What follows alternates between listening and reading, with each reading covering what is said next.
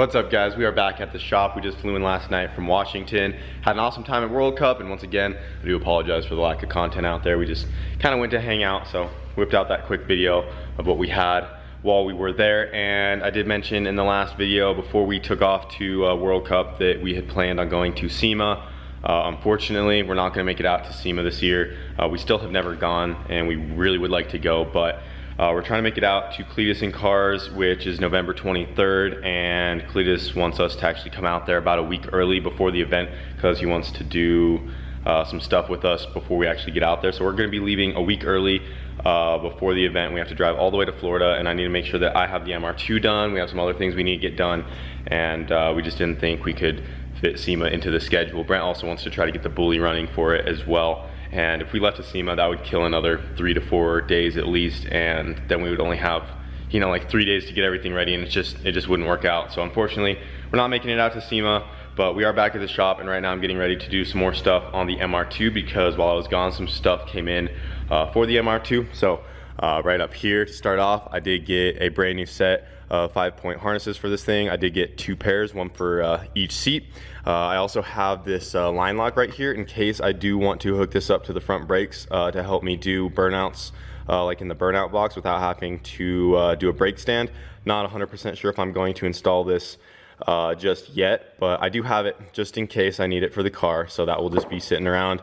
And then right here, this is what I'm actually really excited about. So this came from the UK. This is a kit from Geartronics, and this is designed specifically for my Quaife sequential transmission. And in this bag right here, we have this knob, and this is for a strain gauge. So this knob has a pressure sensor in it, and it can sense when I'm pulling on the shift handle, and it sends that signal to this little control box right here, and that sends a signal out to the coils, or however this thing works. And what it does is actually cuts the ignition for that very short time that I'm shifting in the car, so then I can clutchless shift the car, and it makes it a lot faster. I can just stay floored, don't even need the clutch, just pull back, slam it, and that will put the cherry on top to that sequential transmission. It'll shift insanely fast with that. So I'm not sure if we'll have this installed before we leave to Florida or not, because right now I'm still very comfortable with just clutching it to shift it, and it still shifts fine with the clutch. But if we can get that working and installed before we get out there, or maybe even while we're out there, that would be cool as well. Came with this sensor right here. This is the gear indicator sensor for the Quaife sequential. So this will tell me what gear the transmission is in, and we can wire all this stuff up into the AEM dash, so I know exactly what gear we're in. And then of course we have our boost solenoid that I need to just get hooked up so we can turn this thing up, because right now it is still on gate, and we already have this all ready to go with the correct plug to go straight into that Wireworks harness. So we literally just have to mount this guy up and run some lines to our gates and plug it in, and that will be ready for Brent to add some duty cycle to that and turn our boost up. And then if we look inside the car, you can see I already got the passenger seat pulled out, because today I'm going to work on installing an e-brake. And right here we have a Wilwood e-brake. This is the same one that Roman just put into the Grinch. I've been looking at different ways to install this thing because I want to make it fit good with the passenger seat in the car, and fit in a good place to where I can still put the center console piece back on and possibly the carpet later on one day. And I think I have come to the conclusion that I'm gonna have to take another chunk out of this middle tunnel right here, because I can't really mount it up on top because it's just gonna be way too tall. I mean, I guess I could go up there, but then I would have to take a huge chunk out of that center console, and once again, I just think that's way too tall. And what I think I'm going to end up doing is I'm going to cut this side wall out right here, and then that plate that I welded down in there for the sequential shift lever, I'm just going to make another bracket that kind of comes off of that this can bolt to, so it will be sticking out just barely off to the side right here. But this wall is right in the way where I want it to be, because if I come too far out, like right here, there's not much clearance between the seat to this tunnel right here, and it won't fit just off to the side, which I would really like to do. I was just originally going to make a bracket off of these 2 bolts right here, which were originally for the factory e-brake. I was just going to make a bracket to come down off those and mount it here. But if you guys see this thing with the seat in there, there's just no room to do that. And you guys will see once I get it all back into the car. So what I'm going to end up doing is just cut this guy out, and then this will kind of drop down right there, but down farther to that plate. And then I will make another bracket off of that to get it all bolted up. and then that will be ready to go. And then from there I have to get some lines made, and I'm just going to tap into the rear brake system, and this will just control the rear brakes when I pull on the lever. And then when I go to hit my pedal, all 4 brakes will still work normally, but this will just be controlling the rears. So that is what I'm going to be doing right now. So I already got my Sawzall and an angle grinder to go ahead and start cutting, and then I have some scrap steel right here to make my bracket. So I'm gonna go ahead and get this wall cut out and get the MR2 knee brake.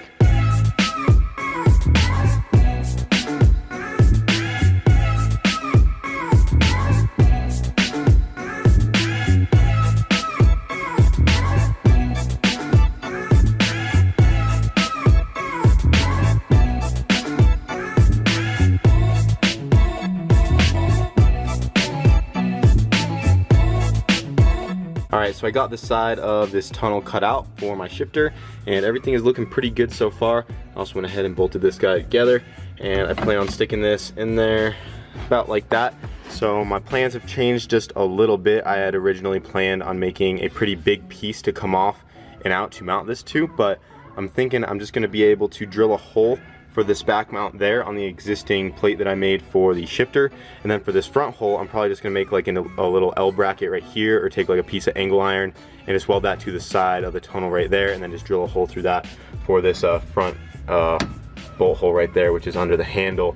And then this guy will sit probably about like that, and I just need to put the center console piece on, put the seat back in, and make sure everything is going to clear how I want it to.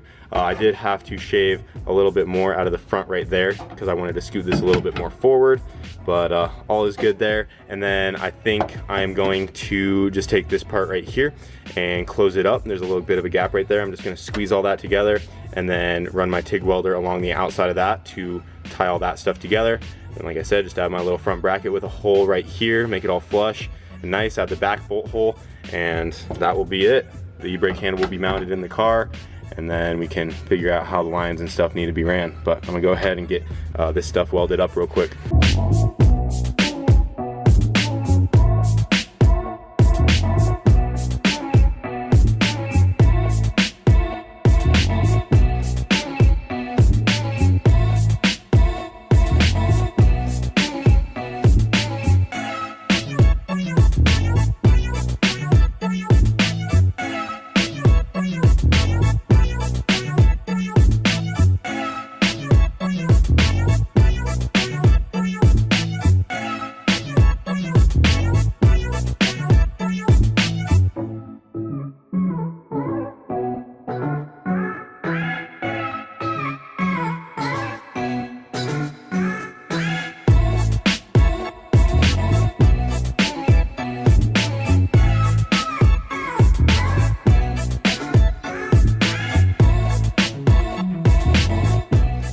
Oh yeah guys, check that out. Got the handbrake all mounted up.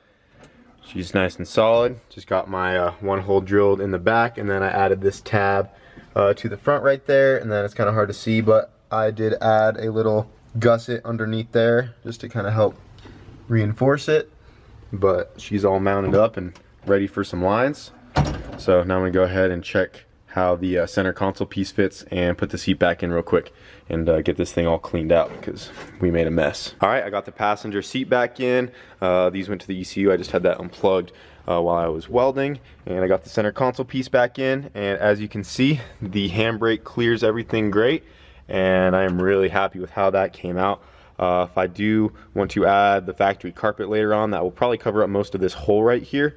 And I can always make like a sheet metal plate to kind of cover that guy up, but for right now the tunnel is just going to have this open hole right here, but that is no big deal at all. I'm just glad that is in there and mounted. And if you do pull it back all the way, it does hit right here on the center console, but with how much throw it already has before it hits, I'm not too worried about that. I'm pretty sure it's going to engage long before it hits that, so I can always adjust this out to bring it forward some too.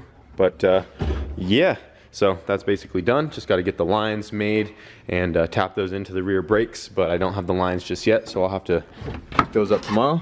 But sitting inside the car, it is really comfortable just to grab right there, pull her back, get on two-step, and go rat-tat-tat-tat-tat-tat-tat, and we're off. And shifting away. So the e-brake is done and installed.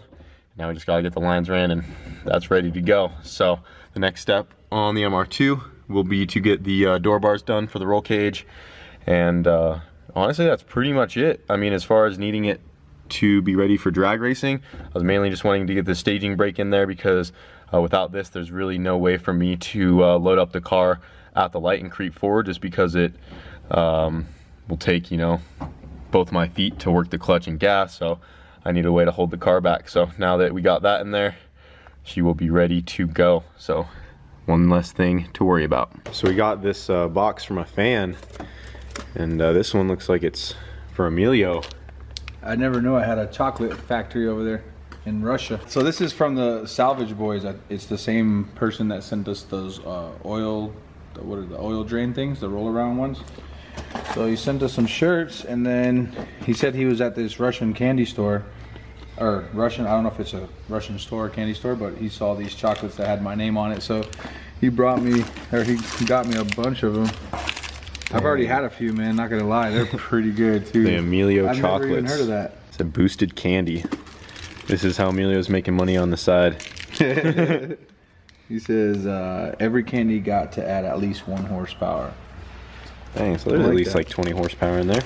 So there's like these little fizzle things, fizzy things. These are pretty good too. Dang. Russian candy, bro. You should have patented your name. They took it. I'm gonna have to have a talk with these guys, man. Hayden was over here earlier, and I told him that I had made these and I was selling them and stuff. He believed it too. Thought I did. He's like, how much are they? $1? He's like, how much you get them for? They make them for 10 cents. He's like, damn. And then he had one, and they're like really good. Here, open this one. They're like really good too. Yeah, it's like a. I know, I had a couple too. Kind of like a wafer. Yeah, they're good. Then there's like these other ones. Those are really. Yeah, good these too. are really good. These, I don't know. I had them. They're all right. Those are my favorite. So yeah, thank you guys. And Yeah. they sent some t-shirts as well. Salvage Boys. So this is his YouTube, I guess. Yep. Hooking it up with the chocolates. Oh, that's cool.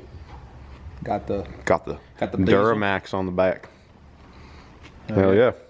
Thank you. Well, we have to leave to Florida in like 10 days, and the MR2 is pretty close to being done. I think I only have like a solid day or two of work on that before I call it ready to go. And Brent still needs a whole engine. I got a little bit to do. But he's determined to make it in 10 days. It's probably a good thing we didn't go to SEMA, because there's just no way you would have even... I'm going to be surprised if you get it done, honestly, even with where it's at. Brent plans to put a J-Series in this thing. There's no mounts made yet. Do a full turbo kit and at least try to get it running on the stock motor. On the stock engine, we'll just see what it'll do and try to make cruising cars. Yeah, we leave on the 14th or 15th, somewhere right in there, so... Not much time. Yeah, only 10 days. It'll be cool if you get it done. We'll get it I mean, it's coming either way, I guess. I have to. Bringing it down. I might be working on it there in Florida, but yeah, whatever. It's how it goes sometimes. Got her all washed off, and yeah, now it's ready just to go in. It's ready. I'm so pumped. And then I think I just need to get my cage done on the MR2 now that I got that handbrake mounted. Get the lines ran still. Yeah, I didn't show you that either. No, I haven't got to see how that looks. Yeah, I got it all mounted in there where I want it. Ooh, that does look good. Yeah, just cut the side out and we're good to go. Good. Yep. So I still have to get the lines ran and tied into everything, but it's mounted and that's done out of the way. I just got to get the door bars done, get the seat belts done, and then turn it up. Yeah, we got some programming to do and put her on the dyno. Get it rocking. Yeah, I don't think I'm gonna worry about the strain gauge and stuff just yet. Nope, I'll bring it along, but I'm comfortable with just clutching it to get it down the track for now. And then also another thing I wanted to mention is I did get some new wheels and tires. So these are actually basically the same wheels that Jamie let me borrow off of his Neon. But yeah, the backs on this are only 8 inches wide, and Jamie's were 10 wides with a really fat slick and a pretty crazy offset. These are 8 inches wide on the back. The fronts are the same, but I have a brand new set of M&H Racemaster radials on the back over here. So these are 275/50/15s, and I'm going to be trying to run the MR2 on a radial to start off with. I got some inside info that slicks can be kind of sketch, especially if you don't have any data on the car, you've never taken it down the track, and especially turning this thing up. I guess they can unload quite a bit between shifts with a like really flimsy sidewall. The back end can start to walk around. So I'm going to test it out on the radials first, but we got the meats on there. Huge thanks to M&H for those guys. They look sweet. fat tire on the back. Tuck way better, they're not poking out all crazy. So she's just about ready to go. Well guys, that is going to be it for today. Pretty much just spent all day getting that e-brake handle all mounted up, but that is done once the lines are ran. So she's really close to being ready to race, just trying to get it ready for Cletus and Cars, which is coming up very soon. So don't have too much time to get ready for that. And I think here very soon, definitely before we leave, I want to put this thing back on the dyno and add the boost controller and turn her up a little bit and see what she can do. I don't think we're gonna shoot for the moon just yet, but we definitely need to get that solenoid on there and turn her up some. She's been running great, engine sounds healthy, and it is just about time, guys. So more to come on the MR2, and then we're still looking for a drive shaft for the Grinch because Roman wants to make it out in the Grinch as well to Florida. He's hoping to run his first 8-second pass out there hopefully, but right now we're kind of stuck because we still need a drive shaft. A buddy of ours said he had a stock wagon drive shaft that he could sell us. I haven't heard back from that guy just yet, so we'll see what he says. We've been doing our best to look around and try to find some, and we do want to get an upgraded one, like either an aluminum or carbon drive shaft from like the drive shaft shop or something, but right now that is just not in our time frame or budget. Those are very expensive, and I don't even think we would get one in time before we leave to Florida. So we're doing our best to get the Grinch back up and going. He still needs to get a parachute mounted on this thing, which he already got, so we're gonna have to do some work on that here very soon as well. And yeah, that's pretty much it. Brent's trying to whip the bully out in 10 days, and it literally doesn't have the engine in it. So if he can get that done, I will be very impressed. Hopefully he gets it out and can make a pass in it. I mean, he wants to bring it either way. So yeah, we got a lot going on, guys. So that is going to be it for today, and more to come on the other builds later on. You can see the minivan's not in here, don't worry about that. And yeah, that's gonna be it for this video though, and we'll see you guys later.